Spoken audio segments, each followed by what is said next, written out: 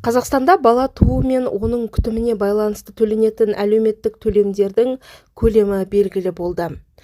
Қазақстанда 2025 жылдың басынан бері 211,3 мың адам мемлекеттік жәрдемақымен, сондай-ақ бала 1,5 жасқа толғанға дейін туу және оның күтімі бойынша мемлекеттік әлеуметтік сақтандыру қорынан төленетін төлемдермен жалпы сомасы 153,6 миллиард теңге төленді.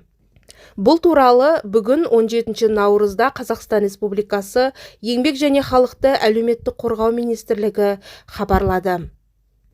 2025 жылдың басынан бері республикалық бюджеттен 62 мың адам бала тууына байланысты 11,2 миллиард теңге жәрдемақы алды. Оның ішінде ақпан айында 28,3 мың адам 5,1 миллиард теңге сомасында. Бұл жәрдемақыға Қазақстанда тұратын азаматтар, сондай-ақ балаларды дүниеге әкелген, асырап алған немесе қорғаншылыққа алған шетелдіктер өтініш бере алады. Тірі туған, асырап алған немесе қорғаншылыққа алынған балалары немесе өгей балалары бар адамдар, егер олар басқа ата-ананың отбасына қосылмаған болса, баланы күтетін адам міндетті әлеуметтік сақтандыру жүйесіне қатысушы болып табылмайтын жағдайларда күтіміне байланысты жәрдемақы алуға құқылы. Есепті кезеңде бала 1,5 жасқа толғанға дейін оның күтіміне байланысты жәрдемақыны орташа есеппен 123 мың адам 7,2 миллиард теңге, оның ішінде ақпан айында 123,1 мың адам 3,6 миллиард теңге сомасында алған.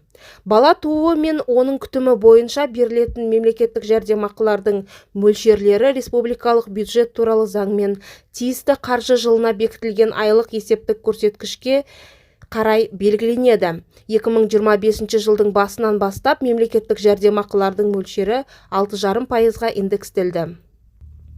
Бала тууға байланысты жәрдемақы мөлшері бірінші, екінші, үшінші балаға 149,416 теңге, төртінші және одан да көп балаға 247,716 теңге.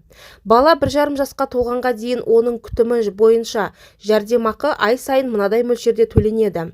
Бірінші балаға 22,648 теңге, екінші балаға 26,777 теңге, үшінші балаға 30,866 теңге, төртінші және одан да көп балаға 34,995 теңге. Сонымен қатар жұмыс істейтін азаматтарға жүктілікке және босануға, жаңа туған баланы асырап алуға байланысты табысынан айырылған жағдайда бала күтімі бойынша демалыстың барлық күндері үшін мемлекеттік әлеуметтік сақтандыру қорынан әлеуметтік төлем тағайындалады.